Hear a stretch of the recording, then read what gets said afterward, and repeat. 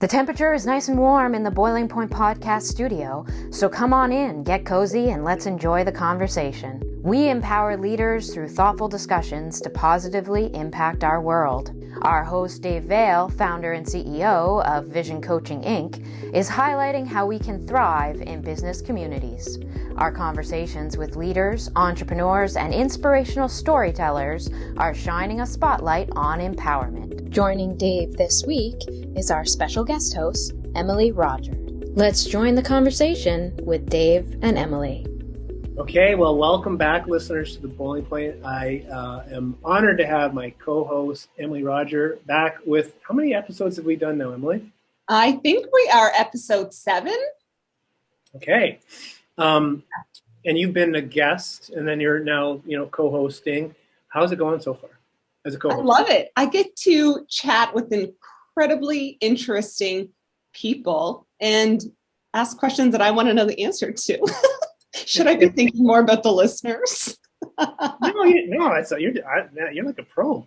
And we're going to bring our guest in a second. But what I wanted to touch on was and we were talking with the guest about your background and stuff and this documentary, and I was just thinking I'd love to get an update on where things are at, and if you can't, share what you can share, and if there are any updates. There are. So the film festival version of the documentary, Cadence, is now out there in the film festival world. So I've done some with Greg Hemmings. We've done some private screenings so far.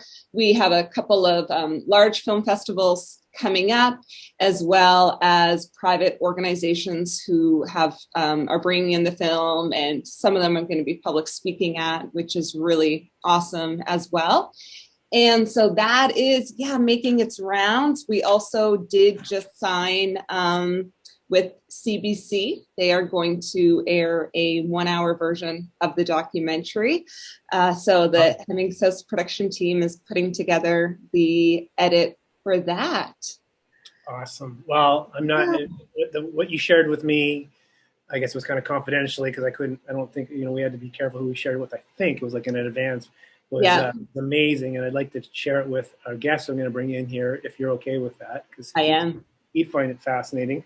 So our guest his name is Ron Veale. We share the same last name, and he happens to be my father, and he is an interesting character, and I've been wanting to bring him on a number of times, and thinking what capacity, and Dad, Ron. And I let him know about 30 seconds ago that he's introduced himself. And although I'm a product of Dad, we have very different ways of being in the world. And so he'd be more of a preparer than I would.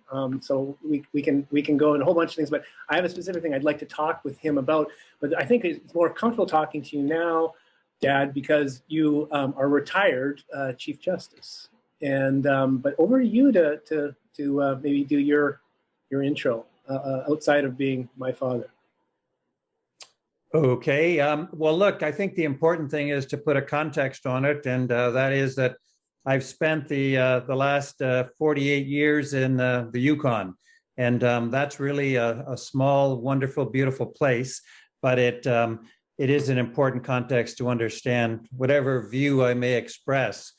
But so I've been a lawyer for 28 years, practicing lawyer in Whitehorse. I was articled in Toronto, and went to law school in Toronto, but certainly practiced for 28 years in Whitehorse and did, family law, personal injury, residential school cases, stuff like that. And then I've been a judge for 20 years and retired for, I guess, a year and a half. So that sort of sums it up. I have a loving wife of 52 years, and I had to tell Kip she had to go upstairs and not interfere with this. But and then 2 sons, of course, Dave being the eldest, and John being the younger. And John's a lawyer in Toronto. Yeah, and he owns a legal recruiting firm, Vision Legal Recruiting, and he's a force. Indeed, Yes. They're both forces. Okay, well, that's yeah. I don't know. That's an interesting way to describe us both, in very different ways, I would think. But what's interesting is if you look at the artwork behind Ron, those are Yukon artists on his that side. Ken Anderson, Dad. Yeah, he's one. He did that carving. He's a guy I played hockey with. Actually, he's quite famous. And then the others of the tombstones. And Ron and I hiked up there. And if people aren't familiar with the tombstones, it's just a magical place, part of the Yukon. You have to go up the Dempster Highway, I believe, Dad. And we did a hike. The one thing I remember is we got up there. We had driven up. It's like 6 hours north of Whitehorse, and Ron forgot his book. And he's like, "You got a book, Dave? I need a book." So it was really important to get a book. Like, you need a book. That has something to do in the tent. Yeah, and then we hiked the first day, and we just have a map of topography, I guess is the way to describe it. There's no actual trail, and we were both so exhausted, and it was this horrible weather, and somehow we pitched the tent, and I was out like a light because I think I was partying all night before, and then I remember waking up the light because you bought a little book from a gas station on the way up. But a funny personal story. But so Emily, meet Ron, meet Emily. Yeah, Ron, it's so nice to meet you. And so, are you in St. John now? Yes, we're down here doing the Christmas visit. Nice. And I guess we have come down for the last, I don't know how many years, 5-10 years, always at Christmas, and easier for us to come down here than for the families to troop to the Yukon. Yeah. And you and I were chatting briefly before we started recording about my passions of outdoors, and you said, yeah, the Yukon. I said, I know that is a place that has been on my heart to get to. You'll get there. I will. No doubt. And actually, we should share some of your stuff with Ron in terms of fly fishing and some of the cool places you've been around the world. So one of the things I wanted to talk about, like, so you got two executive coaches you're talking with here, and when I got out of Royal Road's program in 2005, it would have been, I said, Ron, I think, who could really benefit from coaching is lawyers. And you said, there's no lawyer who'd hire a coach, Dave. Just get, Okay, Dave, I've given up all that. I agree. Everybody needs a coach. Wayne Gretzky had a coach. I'm with you. Yeah. But it was you were just being honest about what you were, and so we subsequently seen like professions start to really embrace, and it's just more recently than anything. Like I referenced stuff we're doing with physicians as an example, and so. But what's interesting is I would say the work you're doing now, after retiring, you're using a coach approach to dispute, to alternative dispute resolution, which is, and maybe you can tell listeners who aren't familiar, and remember, I did say this before I ran out of the house, and I was late getting here, by the way, that I did say, remember, a lot of listeners will be non-lawyers, meaning the population of the world that doesn't have, there's only a small percentage of the population of the world that actually has a legal background. So for the non-lawyers, what does that mean, alternative dispute resolution? Well, what it is if you put it in the context of a court case where each party has a lawyer and they start to do their communication through their lawyers. So you know what happens, that you speak to your lawyer speaks to the other lawyer, and the other lawyer speaks to his client. So you're going in this circuitous, I think I've got the right word, communication. And essentially what mediation is, and what it has in common with coaching, is you get the power back to the people that really count at the table. And I always try and mediate with lawyers present. I find that advantageous. Because they will ultimately do the agreement that results. But what you're doing is you're setting up direct, honest, and respectful communication between the parties, because you know how easy it is to, when you're living, well, if you're doing a family law matter with your spouse, or you're doing it with a business partner, or you're doing it with anyone else, there's certain things that trigger you and everybody gets off track. And the advantage of having a mediator is that you just have an independent third party that sort of supervises the conversation, keeps it respectful, and keeps it on issue. Because there's always that great tendency, to say, well, you did this, so, those things aren't necessarily relevant to the dispute at hand. So I don't know if I've, in a word, it's communication and putting the power back to the parties that are in dispute, rather than having a lawyer say, here's what you do, or, that sort of approach. So it's very similar to coaching in the sense, because that's what you try and do. You try and draw your client out to make the decisions that move the client forward, I think. How does that strike you, Emily? Yeah, it was, 100%. That's what coaching is. Sorry, go ahead. No, I was going to say, and so like when in your career, like you're now retired, but you haven't been retired for that long, and being a judge and being a lawyer for that long, I would, and this is entirely an assumption, but that it was kind of more of always that opposite of approach of telling versus kind of helping other people draw out ways that they can resolve it on their own. Well, Emily, you're absolutely right. I mean, the adversarial approach is what is so often driving legal disputes.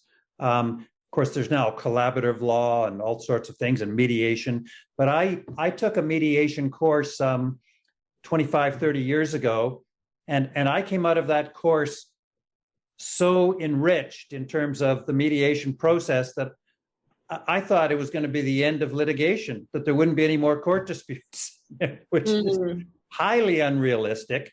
But nevertheless, it was so wonderful to get two parties in a win-win instead of a win-lose situation.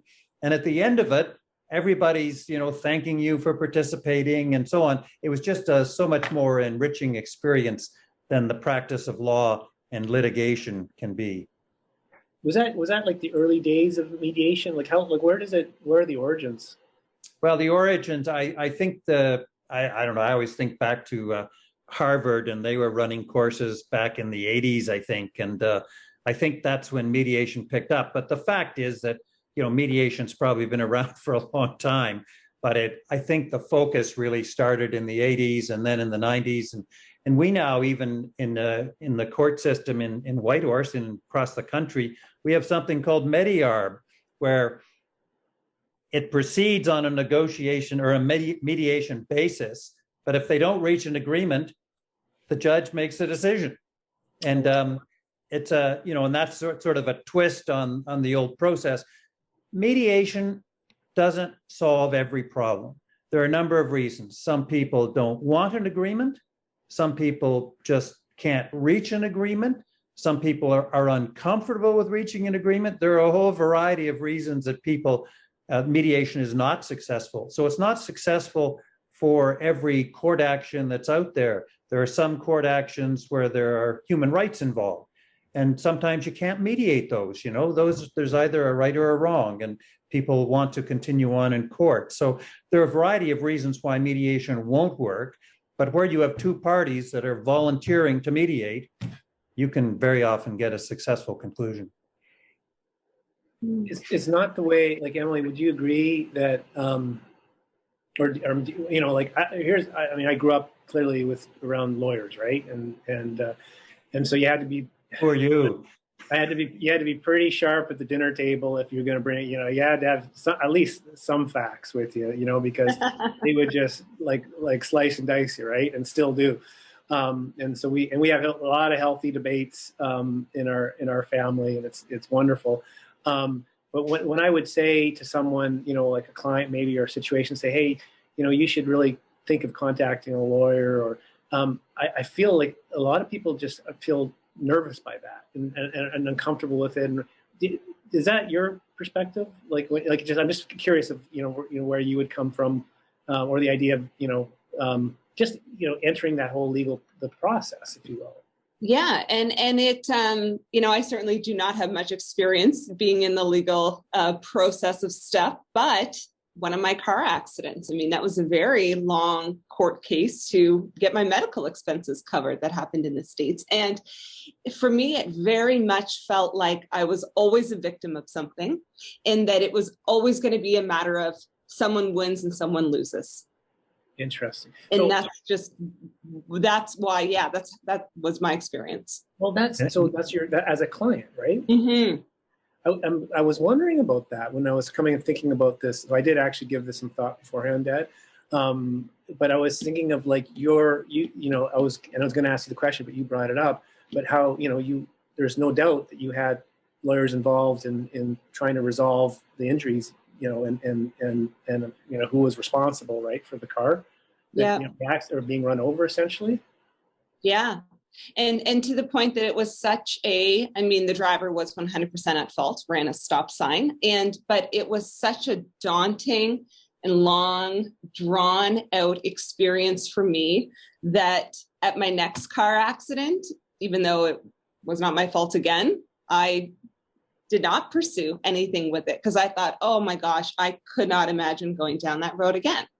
Do you hear that, Dad? Like I didn't know. No, that's very interesting, and I totally understand that, because if you you have an accident, and this is a very typical mediation, quite frankly, personal injury now, a lot of it is done by mediation rather than actually having a trial. However, lawyers do get involved because you have to evaluate the injury, evaluate the liability and so on. But in the classic one where the other person's totally at fault, it's usually just a question of working out the dollars. But mediation is a way of reducing the legal costs, reducing the legal time. One of the disadvantages, and I don't like to be critical of the court process, but it does take a lot of time and it does take a lot of money to run a litigation. And the advantage of mediation is that you can cut that short and move into mediation as soon as you feel comfortable with knowing what the extent of your injury is, and that the liability quite often is fairly clear, or even where it's divided, you can still get into mediation earlier rather than later. Mm-hmm. Well, but it almost sounds like you felt like it was kind of like you're, they use the word victim, but it's like it didn't build you up or resolve things, and you're probably dealing with a bunch of injuries, and I think of how many people that might be on the wrong side of something, car accident or assault or whatever it may be, and how much capacity do you have to actually go through the process like you went through? Yeah, for sure. And I remember for me, it was a matter of getting my medical bills covered because it happened in Arizona.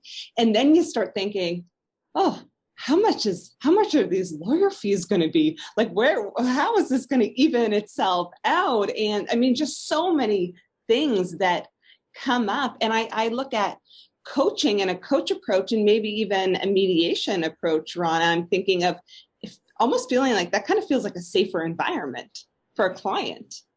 It's definitely a safer environment for a client. And in the 20 years that I was in the Supreme Court of Yukon, we virtually made everybody try mediation before they would get to a trial date. But that doesn't mean you haven't done 1 or 2 years or been cross-examined by a lawyer. And those are all things that are difficult. And when there's mediation, everybody tones it down a lot, because what you're trying to do is come to a win-win situation where everybody can, bring finality. And that's the other key to mediation, is that if you get a mediated agreement, you have finality. And there's very unlikely to be, a court of appeal challenge or something like that.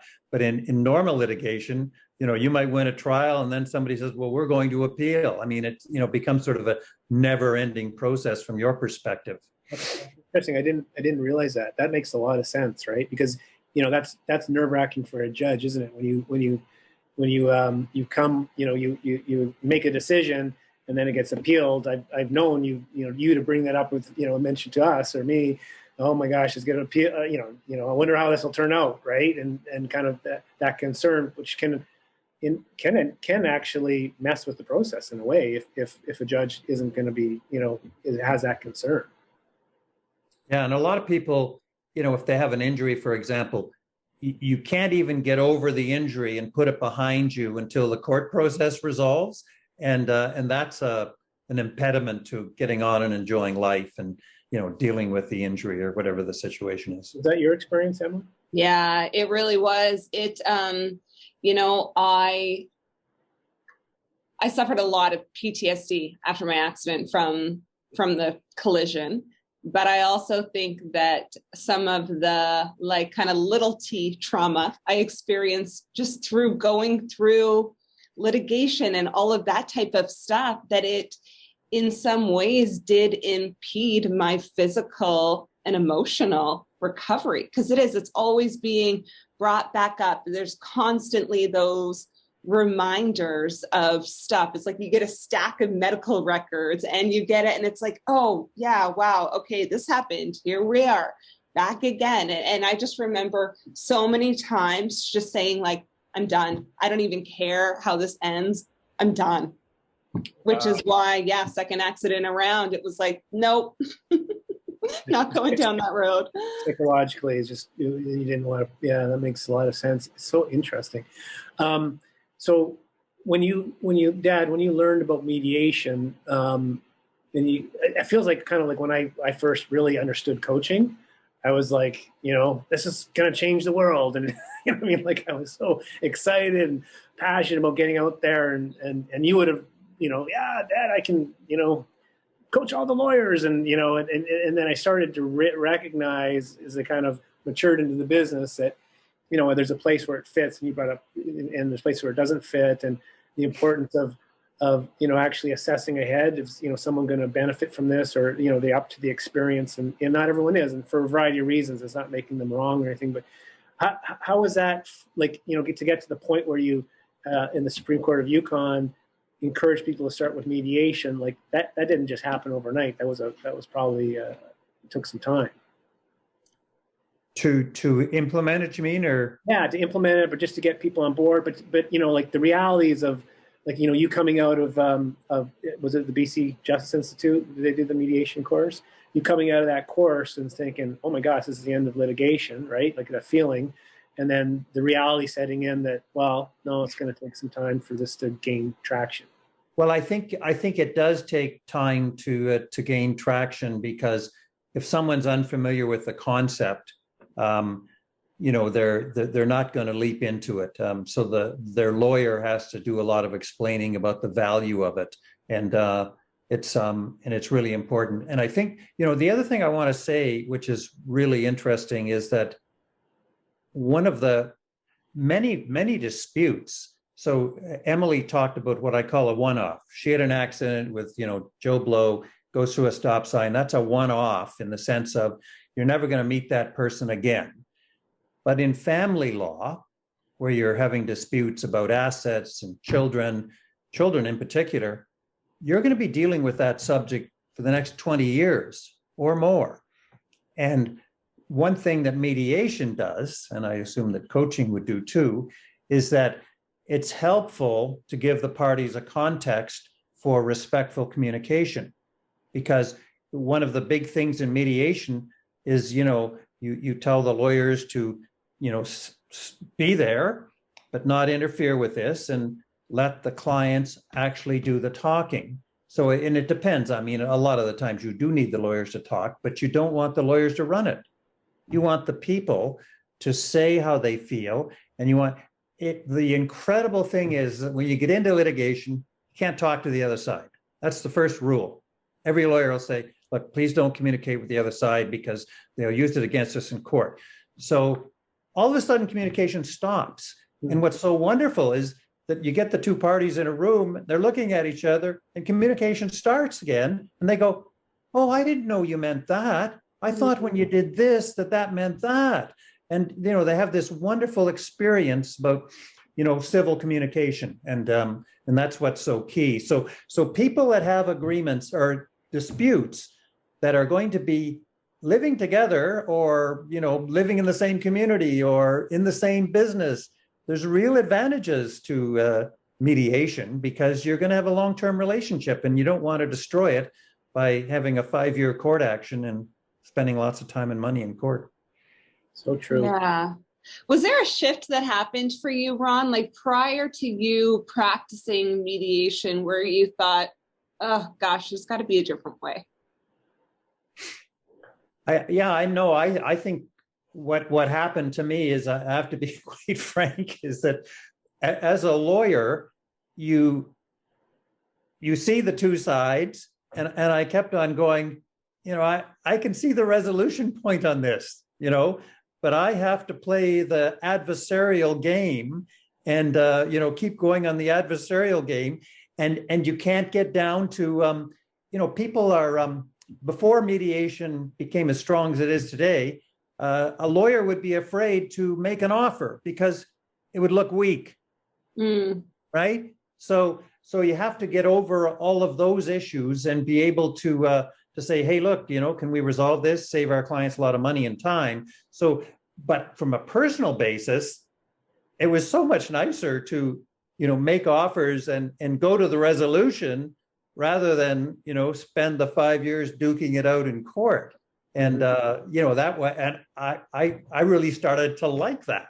And you'll talk to family law lawyers today in any community in Canada, and there are those that are highly litigious, going as far as they can go, as much money as their client has to spend. And there are those that are collaborative. So a lot of family law lawyers now, and in the Yukon, most family law lawyers are collaborative, and they try and resolve things. Now they use the court. They might say, well, I'm going to make an application for custody, but they really want to resolve it. They don't want to put it to the judge because they don't know what the judge is necessarily going to do. And that's I think collaborative law really pays off, where both sides are trying to find what the resolution is. And that's a newer movement as well, collaborative family law. Like I ran into it was a client. We did some work together, and what she described, and she'd be really fun to have on this as well at some point.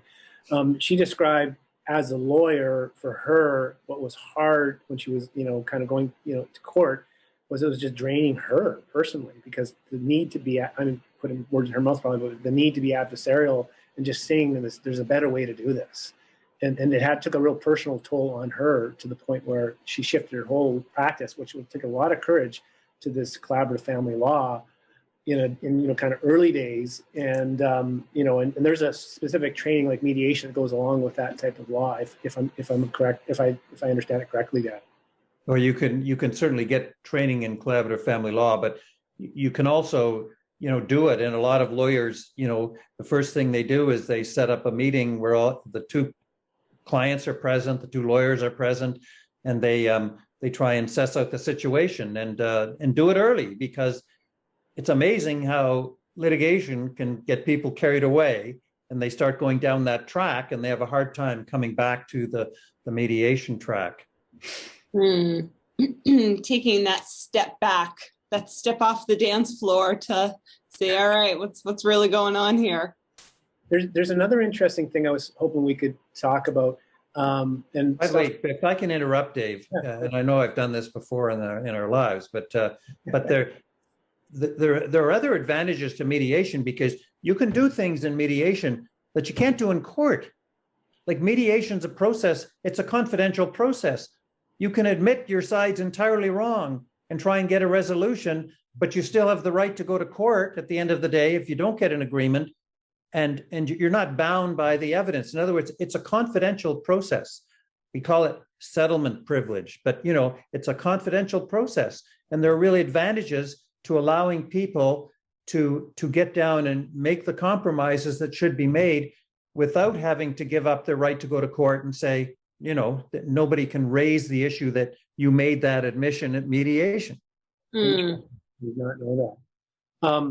I was going to say, the other thing that I think might be interesting is, your work with, and it's a really important topic, especially now with Indigenous communities, and incorporating some of the practices or making allowances. And I don't know the full extent of this, Dad, but like the idea of acknowledging like a healing circle and these sort of things. Like, I'd love to talk about that, because I also believe, like, weirdly, Emily, that some of the stuff that I've learned, and I'm a layman. But it really kind of connects with, I would call, like, kind of the coaching competency or coach approach, right?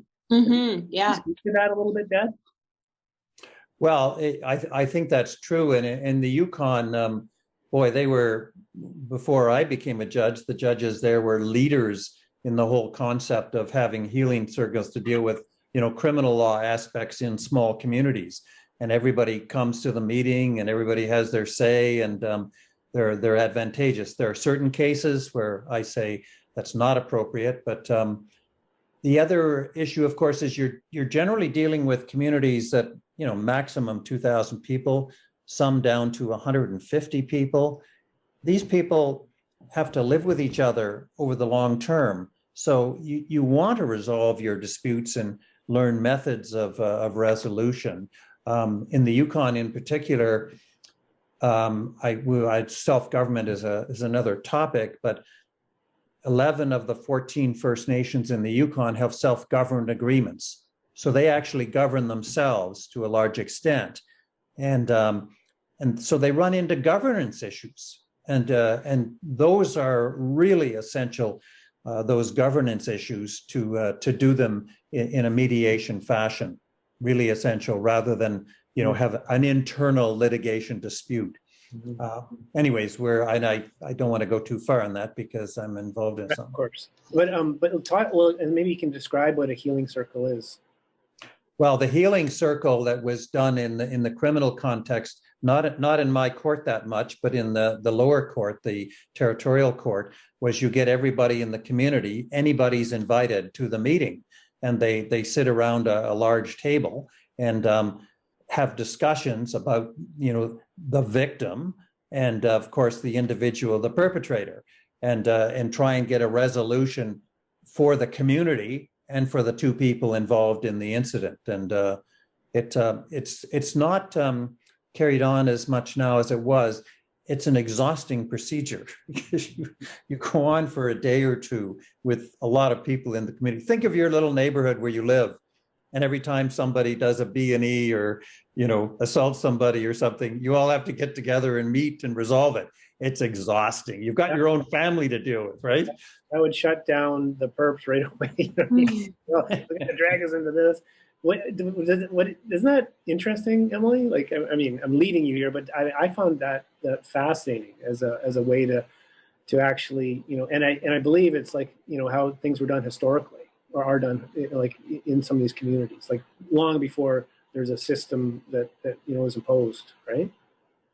Yeah, well, the time commitment that you spoke of, Ron, to that, but the thinking of, and I kind of feel like Fredericton is a smaller town, or St. John is a smaller town, but yeah, when there is a dispute going on like that in a town of 150 people or 2,000 people, how impactful those disputes really are when there is no real resolution. If it is something where someone is right and someone was wrong, how much harm that could potentially still carry forward. So families carry them on for a long time. Oh yeah, for sure. Internally and externally. Yeah. So you're out doing this now, and you've run in a big marketing campaign, and this is part of the promotion. We're joking because Dad. Does he have a sign that says "Vote Handsome Ron"? He could. Dad. You know what's funny? Both my boys says, "Look, if you're going to do this, you better get serious about it. Get advertising, send letters to everybody and recruit and blah, blah, blah." And I said, no, I'm not going to do that. So you're not as busy as you might be if you had ads in the paper, but you need a sign, and Dave can show you here just the sign you need. You can be a like father, like son. Yeah, well, that you'll recognize this now. We're in Hemminghouse Pictures, right? We're in their office. We got a plug in for them. And this is what I found in the office. I believe it's Greg's office. And now there's a story behind this. Is he the guy? Well, he claims and now he's got this sitting in his office. Now he claims this just showed up. And now this used to be a bigger sign, and the story behind it was, well, I'm guilty of doing practical jokes on people on April Fools, and Dad, you were the recipient of that a few times. And then I got it back bad, and it was where it was election going on, and all out of the blue, the power actually went out that night, and out of the blue, I get a text message, this picture of all the political signs of that current election, and there's my sign up front. This sign, not my sign, whoever made this sign. So someone actually went out of the way to make the sign, and no one would own it. No one would own this, right? And I went out and I was like, oh my gosh, this is totally embarrassing, and it's probably illegal maybe in some way. And I don't and people are like, why would they put his, if anyone who knows me, or who is that crazy guy? So I got my kids in the car and I went searching for this sign because it started to hit social media, and I was like, this is a total embarrassment. I don't want anyone I want to take it down and get rid of this. Anyhow, I'm driving around and I was pretty sure this person might be involved, this person might be involved. And my son says, Dad, what are we doing? Because we've been driving around for 20 minutes, and he thought I was assessing the power being out.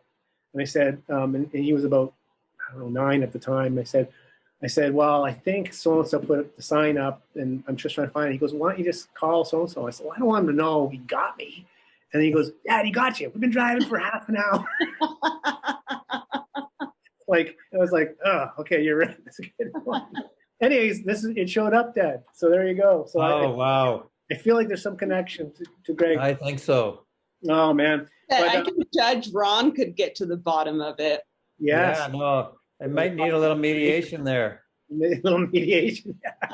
We got to hire you, Dad. We got to hire you my fee. Yeah, I've heard this. But for someone who might be listening to this and interested in talking to you about this topic, or working with you, or whatever, or how would they get a hold of you? I guess they have to call you, Dave. Okay, so call Dave at Vision Coaching, and Dave at visioncoachinginc.com, and I will vet it for you, Dad. So he's not giving you his email address. I'm only in the Yukon, so that's my jurisdiction. I'm not going to New Brunswick. we were talking to a guy. We were talking. Although I should say you raise an interesting issue, because here we are on Zoom, and Zoom is quite effective in mediation, and it's being used by all the professional mediators across the country, and a lot of mediators prefer Zoom. It's I find it difficult, but when I look at this small meeting, you can see why it works when people are comfortable with it. So if they're comfortable with the technology, it's really fabulous, and it's being used across the country. I think that was a subtle pitch, but that's good. So he can be available outside of the Yukon as well. Yep. Oh, that's a good point. I didn't think of that. Oh, yeah. Just look for Ron on Zoom. Well, email me and touch base with me if you want to know more. So takeaways for you, Emily. The takeaways are for one, the power of mediation, and that change can happen. And Ron, it is encouraging for me to hear from you, who has been a part of the legal system for so long, yet still looking at ways to change it for the greater good of people. Oh, absolutely. Thank you. Yeah, 100%. No, well, I really appreciate you sharing. I didn't realize your experience, Emily, and it's so perfect to have this topic and you describe your experience. And I would just hope that anyone listening to this might be, avoiding a legal proceeding of some sort, or concerned about contacting someone. Maybe they're armed with a little more information, and they could go and ask, a lawyer, could you mediate this on my behalf, or find lawyers who do, who believe in this work, because it's not everyone, I don't think, that understands the mediation process. And it's just fun to have you on, Dad. Thank you for coming on and sharing your wisdom, and you've been very kind to me. You haven't been slicing me apart here, so that's always good. And well, Dave, you've been asking me to do this for 20 years, and I thought, well, finally I could do it. And of course, I wanted to meet Emily. That was the real reason. So. There you go. And John Veale behind the scenes.